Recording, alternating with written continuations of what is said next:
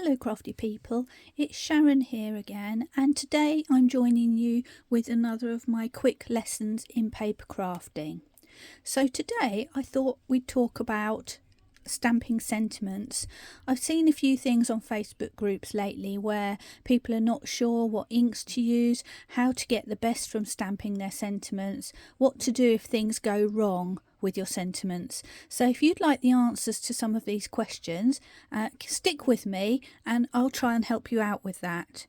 So as you can see, I've got a variety of sentiments here. I've got some in a thicker font, some very delicate ones, some wibbly wobbly ones, and I like to use a variety of sentiments when I'm doing my card making. I don't want everything to be the same.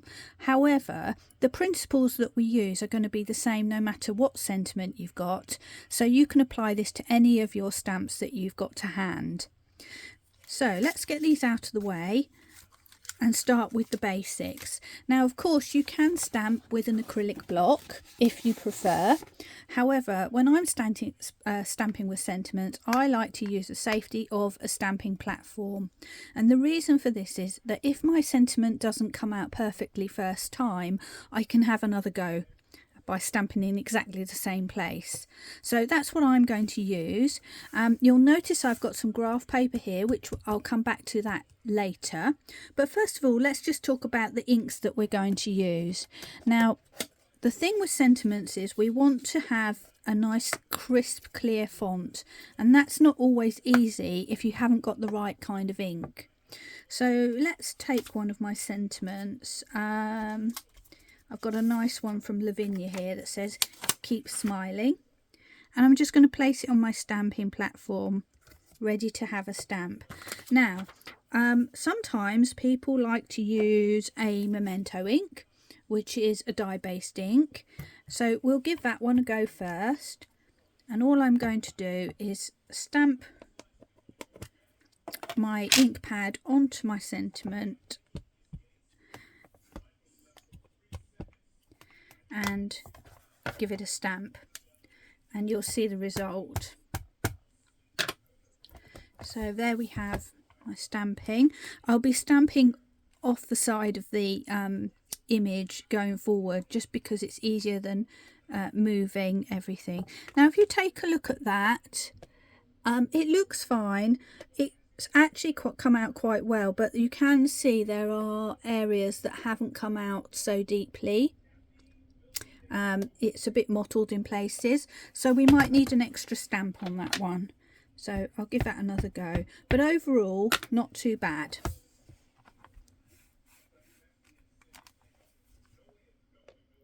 There we go, second time around we've got a nice image. So that's the benefit of a stamping platform.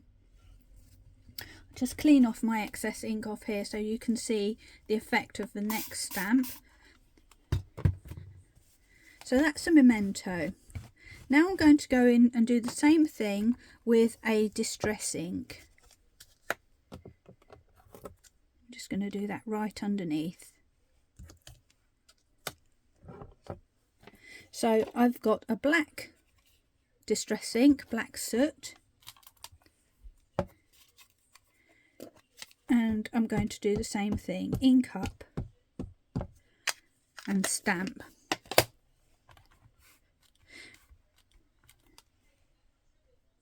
Now, a distress ink has a higher water content, and what you'll see is when you actually stamp onto your stamp, especially if it's a polymer or acrylic stamp, that it might pool or bubble in certain areas because there's a certain amount of water in there. So if I can bring that up, I don't know if you can see, but if you look at the M and the S, you can see that the ink is pooled in certain places. It's not given an even coverage, and that's why when you stamp you'll get more of a spotty, dappled effect, and that might be what you're looking for, in which case great, but you are going to get that kind of thing with a usual dye-based ink, and also it's not quite coming out as deeply. So that's two stamps with a distress ink. Overall probably a memento is better. However, the creme de la creme for stamping images is a VersaFine ink. So you can either use the traditional VersaFine ink, or you can use a VersaFine Clair. And the reason for this is that it's very highly pigmented, so it will actually apply the ink more densely to your stamp, and you'll find that it will not bubble like the distress ink does. The additional benefit of this is that it's waterproof. The other two are not, so you could stamp with this and then apply watercolour over the top of it if you wanted to. So let's do a stamp with my VersaFine. And the lovely thing about VersaFine Clair especially is that it also comes in a variety of colours, so you're not committed to doing just a black stamp. You can use any colour that you like, really. There are loads of colours, so that's really nice. And there we have our VersaFine with one stamp. So what our VersaFine is especially good for is when you've got a sentiment that has got really fine lettering. So we're going to go on to that one next. And for that, I've got some lovely little sentiments from John Next Door. So let's just grab those. And I don't know if you can see that. If I bring those up, you can see that the writing is really fine. So let's pick one of those.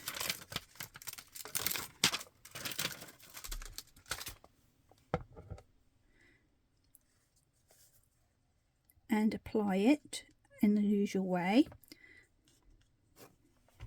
And first of all, let's go with the Memento.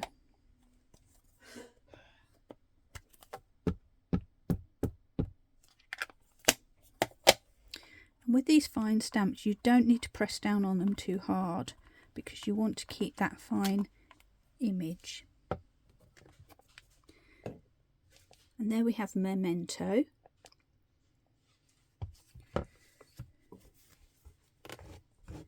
And now we'll do the same with the VersaFine Clair. So this time VersaFine Clair.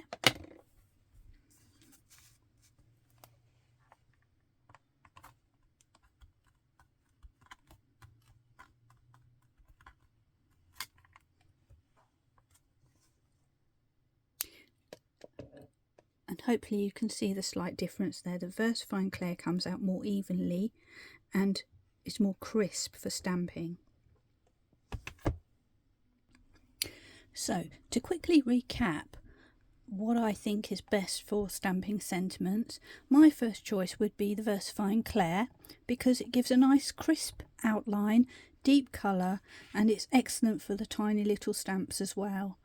My second choice would be Memento, again because it has good deep colour. It's not quite as crisp and it's not waterproof, so you need to be aware of that, but it will give a nice stamp if you don't have a VersaFine Clair handy.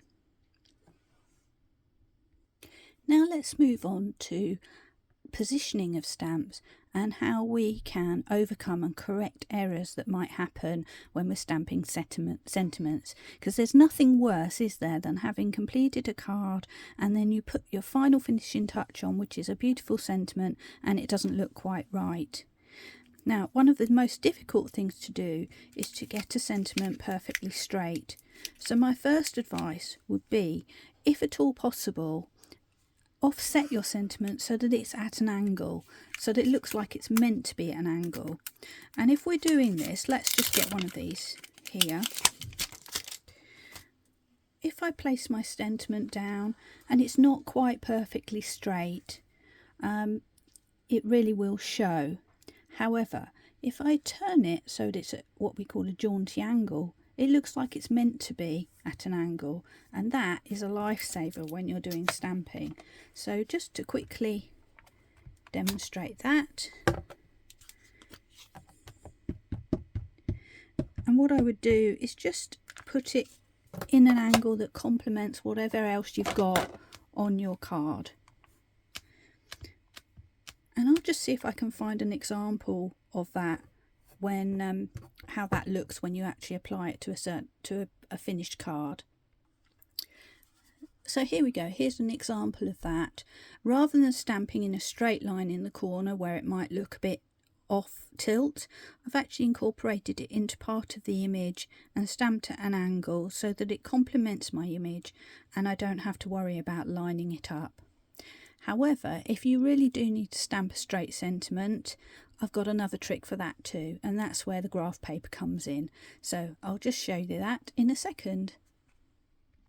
So let's imagine that this is my finished piece of card and I want to stamp a lovely straight sentiment on here. The first thing I'm going to do is take my piece of graph paper and put it on my stamping platform. This is going to act as a guide. And the next thing I'm going to do is butt my piece of card that I want to stamp on right up to the corner of my stamping platform. So there you can see my graph paper's up to the corner, my card's up to the corner, and just put that in place. Next I'm going to take my sentiment. Let's choose another one.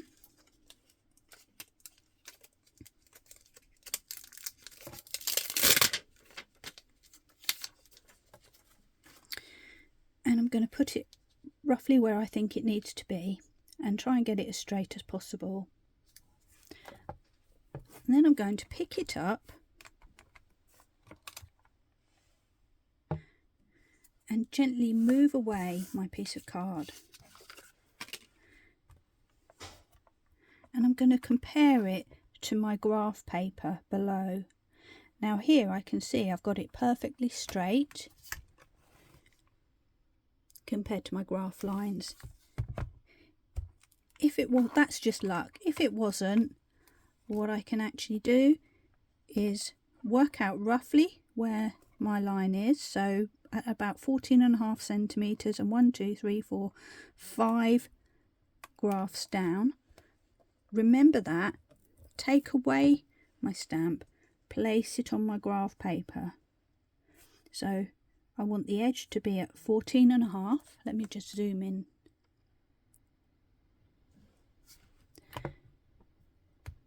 Here we go.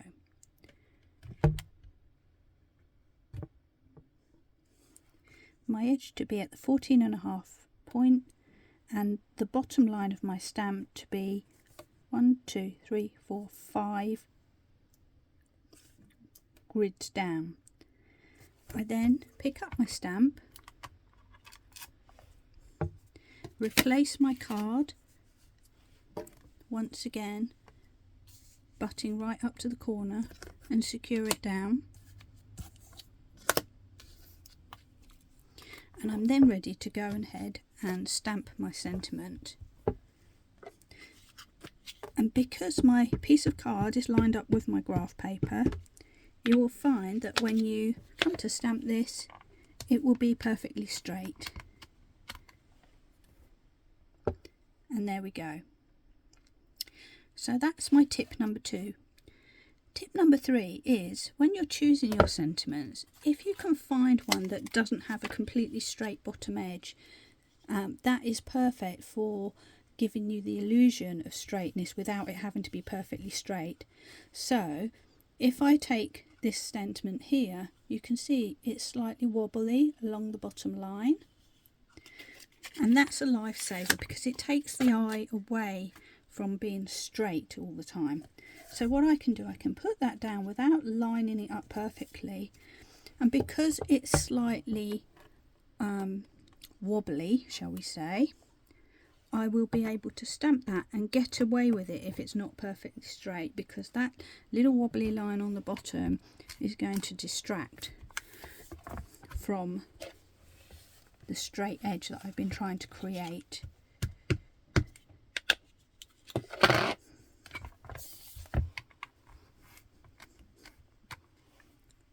And there we go. So I didn't get too worried about whether it was perfectly straight, but it's because it goes up and down, I don't have to worry if it's slightly off.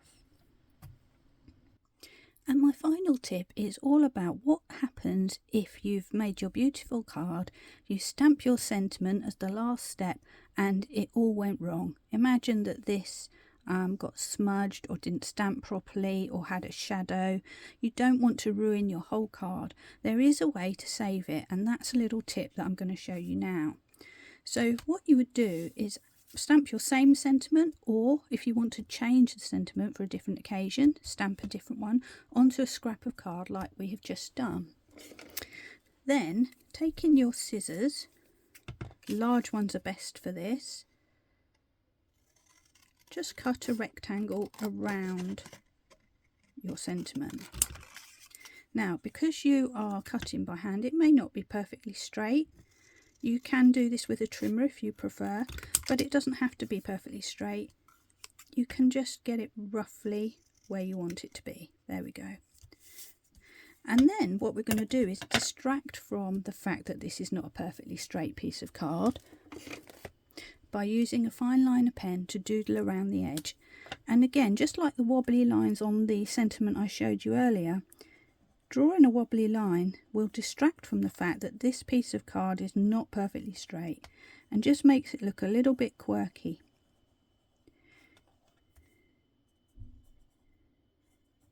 Just like so. So I'm doing a double wobbly line all around the edge, and in actual fact this kind of matches with the doodling that I've done on my main card as well, so it brings it all together. There we go. And when you look at it like that, then suddenly you don't worry so much about whether it's a perfectly straight piece of card. And then the last thing to do will be just to take your piece of card and stick it over the sentiment that went wrong. And you can either do that raised or you can do it flat, just like I've done here. You could add inks around the edge just to bring it into the card, but what you're basically doing is covering up a mistake, and nobody ever needs to know. So that's my tips on using sentiments, stamping them, what to use, and how to create something out of a mistake. I hope you found it useful. I'd love it if you come and subscribe to me if you like what you see. Meanwhile, hope to see you next time. Bye for now.